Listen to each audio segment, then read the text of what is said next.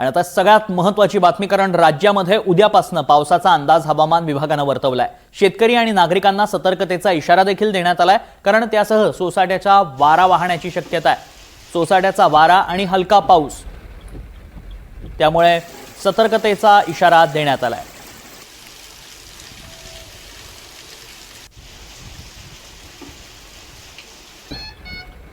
दरम्यान हवामान विभागाचे शास्त्रज्ञ SD सानप यांच्याशी बातचीत केली आमचे प्रतिनिधी अजिंक्य धायगुडे यांनी। राज्यभरात सध्या पावसाची प्रतीक्षा आहे। मराठवाड्यातील स्थिती अत्यंत वाईट होताना आपल्याला दिसतंय।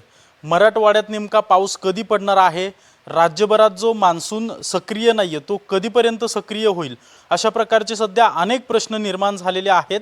आणि याच प्रश्नांची उत्तरं घेण्यासाठी आपण पुणे वेधशाळेत आलेलो आहोत। माझ्यासोबत पुण्याचे हवामान शास्त्रज्ञ SD सानप सर आहेत। सर, पाऊस जो थांबलेला आहे तो कधीपर्यंत सक्रिय होऊ शकतो, विशेषतः मराठवाड्यात भीषण परिस्थिती आहे, तर काय नेमकं या शेतकऱ्यांना सांगाल?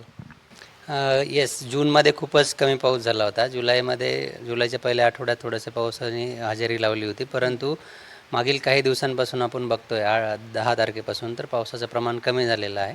आता परत 15-16 तारखेपासून तुरळक ठिकाणी पाऊस पडतोय। काही जिल्ह्यांमध्ये पडतोय, काही जिल्ह्यांमध्ये नाही। तो सर्वदूर प्रकारचा नाही आहे आणि अशीच परिस्थिती 2 ते 3 दिवस राहण्याची शक्यता आहे। स्पेशली उद्या मध्य महाराष्ट्र, मराठवाड्यातील काही ठिकाणी हलक्या ते मध्यम स्वरूपाच्या पावसाची शक्यता आहे आणि त्यानंतरचं अपडेट्स आपण देऊ।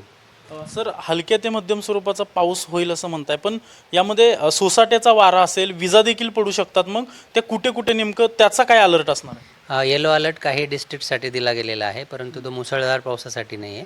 तो सोसाट्याचा वारा असेल किंवा मग विजांच्या कडकडाट असा जो पाऊस पडतो त्यासाठी काही डिस्ट्रिक्टसाठी दिला गेलेला आहे। तर आपण जर बघितलं पुढच्या 5 दिवसाचा जर अंदाज आपण बघितला तर इथे दक्षिण मध्य महाराष्ट्रामधील काही डिस्ट्रिक्ट्समध्ये तो दिला गेलेला आहे। त्याचबरोबर विदर्भामध्ये सुद्धा सिमिलर कंडिशन्स आपण बघू शकतो। आणि आता हे जर बघितलं सोलापूर, धाराशिव, लातूर, नांदेड, हिंगोली, यवतमाळ, वर्धा आणि मध्य महाराष्ट्रातील सुद्धा काही ठिकाणी पावसाची शक्यता आहे, परंतु तो हलक्या ते मध्यम स्वरूपाचाच असणार आहे। सर्वदूर किंवा मुसळधार पावसाची शक्यता नाही। मुसळधार जर पावसाची शक्यता असती तर ऑरेंज अलर्ट वगैरे दिले असते। आणि इकडं रत्नागिरी, सिंधुदुर्गला तुरळक ठिकाणी मुसळधार पाऊस पडू शकतो किंवा मग सातारा, कोल्हापूरचे जे घाटमाते आहे तिथे सुद्धा पडू शकतो। पण उत्तरत्र आणि विदर्भामधील गोंदिया, गडचिरोली, भंडारा आणि चंद्रपूर या ठिकाणी मुसळधार पावसाची शक्यता आहे। उर्वरित महाराष्ट्रामध्ये थंडरस्टॉर्म्स किंवा वादळी पाऊस पडू शकतो आणि तो हलक्या ते मध्यम स्वरूपाचाच असणार आहे। त्याची कॅटेगरी त्या पद्धतीची आहे।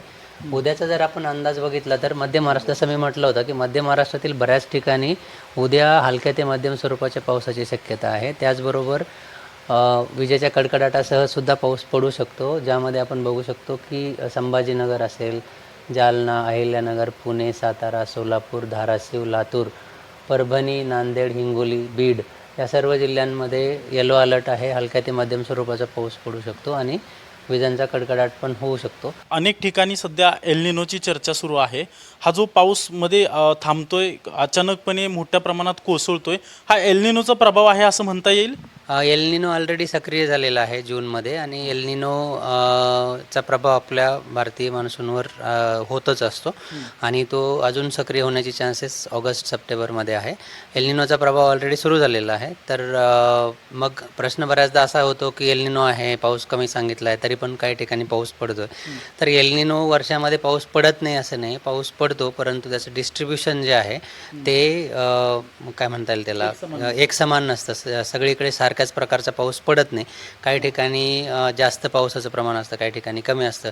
एस्पेशली मराठवाडा आणि मध्य महाराष्ट्रातील काही भागांवर त्याचा जास्त इम्पॅक्ट होतो। पण जसं मी म्हटलं की येणारे 4 ते 5 दिवस पावसाची शक्यता आहे, परंतु तो सर्वदूर नसेल, काही ठिकाणी पडू शकतो, काही ठिकाणी त्याचं प्रमाण खूपच कमी असणार आहे।